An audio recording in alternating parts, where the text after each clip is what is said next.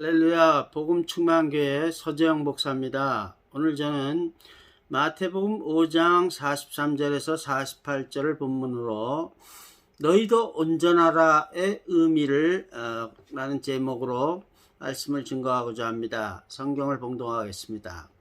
또 내 이웃을 사랑하고 내 원수를 미워하라 하였다는 것을 너희가 들었으나 나는 너희에게 이르노니 너희 원수를 사랑하며 너희를 핍박하는 자를 위하여 기도하라. 이같이 한즉 하늘에 계신 너희 아버지의 아들이 되리니 이는 하나님이 그 해를 선인과 악인에게 비추게 하시며 비를 의로운 자가 불의한 자에게 내리우심이라. 너희가 너희를 사랑하는 자를 사랑하면 무슨 상이 있으리요? 세리도 이같이 아니하느냐? 또 너희가 너희 형제에게만 무난하면 남보다 더하는 것이 무엇이냐? 이방인들도 이같이 아니하느냐? 그러므로 하늘에 계신 너희 아버지의 온전하심과 같이 너희도 온전하라. 아멘. 성도 여러분, 지난주에는 나는 그리스도인이라고 말할 때는 이런 말을 하는 것이다 라는 이야기에 관한 5번째 이야기, 나는 그리스도인이라고 말할 때는 전지하신 하나님은 만홀의 여김을 받지 아니하고 우리가 심은 대로 거두게 되는 것을 깨달아 하나님의 위로를 받을 수 있도록 늘 겸손한 마음으로 남을 나보다 낫게 여겨야 한다는 말씀을 전하였습니다.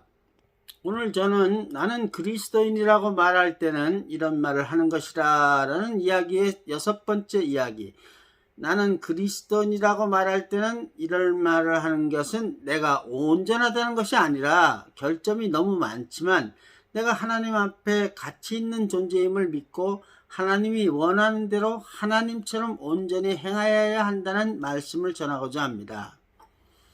43절을 보면 예수님은 마치 청중이 이웃을 사랑하고 원수를 미워하는 것이 동일한 비중을 가진 가르침으로 들은 것으로 가정하며 말문을 여십니다. 그러나 성경에는 원수를 미워하라는 구절이 없습니다. 다만 예수님 당시 유대인들은 로마 제국에 압제하여 있었으므로 그들을 적으로 생각하고 증오심을 갖는 것이 정당하다고 생각하고 있었기 때문에 예수님이 꺼낸 말이었죠.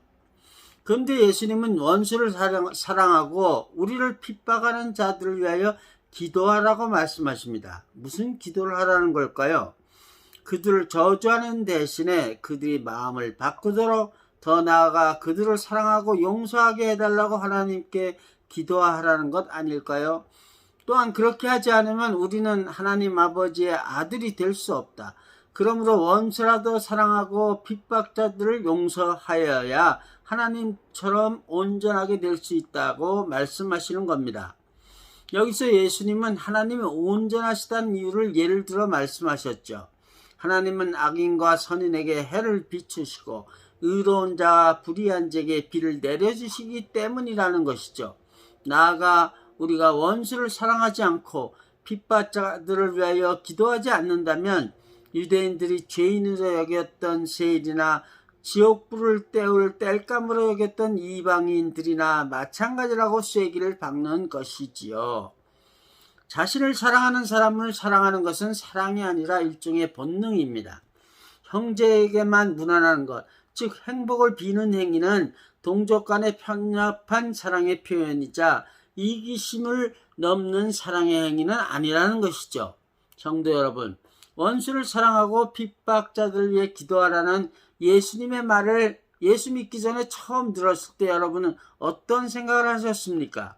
솔직히 말해 예수 믿기 전에 저는 말도 안 된다, 어찌 그리 모순된 행동을 할 수 있을까 하고 생각했습니다. 지금은 예수 믿은 지 몇십 년이 지났을 뿐만 아니라 목사인데도 그렇게 행하기가 어렵습니다. 다만 그렇게 행하여야 한다고 알기에 그러려고 애를 쓰고 있죠. 저의 경우 용서하고 사랑하는 것이 가족관계의 사람들이나 친하게 지냈거나 믿었던 사람들에게 상처를 입었을 때가 단순히 사업이나 직장관계로 알았던 사람에게 상처받았을 때보다 훨씬 더 힘이 듭니다. 성도 여러분은 어떻습니까? 어떤 사람이 우리의 원수되고 핍박자가 되었다 하더라도 결론을 먼저 말씀드린다면 우리 믿는 사람은 그 원수나 핍박자들을 용서하고 그들을 위해 기도하고 나아가 사랑하여야 합니다. 이론과 실제는 차이가 있지만 먼저 이론을 알아보고 실천하십시다. 왜 그렇습니까? 왜 그렇게 해야 합니까? 왜 우리 믿는 자는 원수나 핍박자들을 용서하고 그들을 위해 기도하고 더 나아가 사랑하여야 합니까? 로마서 5장 10절을 보십시다. 곧 우리가 원수 되었을 때 그 아들의 죽으심으로 말미암아 하나님으로 더불어 화목되었은즉 화목된 자로서는 더욱 그의 살으심을 인하여 구원을 얻을 것이니라. 우리는 아담의 불순종으로 인하여 하나님께 죄를 지고 하나님과 원수가 되었습니다. 그런데 아직 우리가 원수일 때 하나님께서 그 아들 예수 그리스도를 이 땅에 보내사 십자가에 죽게 하심으로 우리 죄를 용서하여 주셔서 우리가 하나님과 화목한 관계가 회복되었죠. 왜 예수님을 보내셨는가를 요한복음 3장 16절 하나님이 세상을 이처럼 사랑하사 독생자를 주셨으니 이는 저를 믿는 자마다 멸망치 아니하고 영생을 얻게 하려 하심이니라 를 생각해 보면 우리에게 영생을 얻게 하려고 예수님을 보내셨다고 기록하신 것이죠. 하나님께서 우리 즉 원수를 사랑하여 손해를 보셨습니까? 하나님 아들 하나뿐인 그 외아들 예수 그리스도를 불신자 손에 죽게 하셨으니 보통 큰 손해가 아닌 것처럼 보입니다. 그러나 아들의 희생을 통해 하나님의 사랑을 깨닫고 많은 사람들이 하나님께로 돌아왔으니 손해가 아니죠. 우리가 원수에게 보복을 하면 일시적으로는 통쾌할 수 있습니다. 그러나 그 즉시 나는 상대방의 원수가 되죠. 그들이 나에게 복수를 할 겁니다. 늘 보복이 악순환 됩니다. 성도 여러분, 흰옷을 입고 굴뚝 청소를 하는 사람을 본 적이 있습니까? 없죠. 그렇다면 그는 미친 사람이겠죠. 왜 그렇습니까? 흰옷이 굴뚝 안에 더러움으로 인해서 새카맣게 더러워지기 때문이죠. 마찬가지로 원수에게 복수하려면 내 손에 피를 묻히게 되니 내가 먼저 더러워지고 세상 법을 무시하여야 함으로 다른 죄와 타협하게 되죠. 또한 우리 마음이 하나님의 사랑 대신에 사단의 증오의 마음으로 가득 차게 되니 얼마나 큰 손해입니까? 그런데 우리가 원수를 사랑하고 핍박자들을 위해서 기도하면 원수 대신 핍박자 대신 친구를 얻지 않게 되겠습니까? 설사 그들이 우리 친구 되기를 거부하고 계속 회개하지 않으면 어떻게 될까요? 그들이 셉니까? 하나님이 셉니까? 결국 원수를 사랑하는 자의 손을 하나님이 들어주시지 않습니까? 다윗을 죽이려 했던 사울왕이 결국 어떻게 되는지 아시죠? 사울왕은 블레셋과의 전쟁에서 적군의 활에 맞았고 결국은 자결하는 비참한 상황을 맞지 않았습니까? 사무엘상 31장 3절에서 4절에 있어요.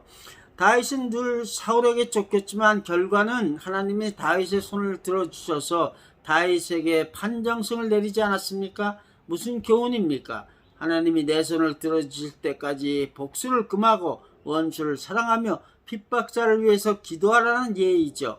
복수는 복수를 낳습니다. 문제가 더 커질 뿐입니다. 그러므로 하나님께서 너희도 온전하라고 말씀하신 이유는 원수를 사랑하고 핍박자를 위해서 기도하여야 우리가 하나님처럼 온전히 행할 수 있기 때문인 것입니다. 말씀을 맺겠습니다. 요한복음 10장 34절을 보면 새 계명을 너희에게 주노니 서로 사랑하라.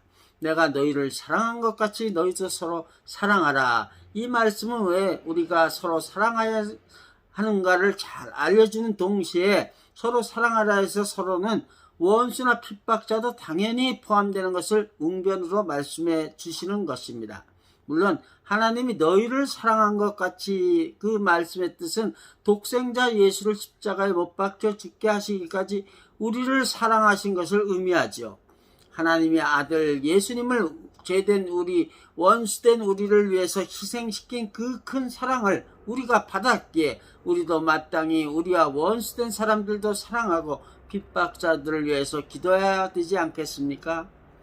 오늘 주일 예배에 참석한 모든 성도들마다 자신이 온전하다는 것이 아니라 결점은 너무 많지만 자신이 하나님 앞에 가치 있는 존재임을 믿고 하나님이 원하시는 대로 하나님처럼 온전히 행하기를 주님의 이름으로 축원합니다. 아멘.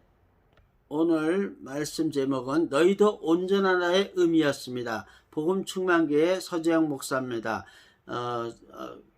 경청하여 주셔서 감사합니다. 또 뵙겠습니다. 할렐루야.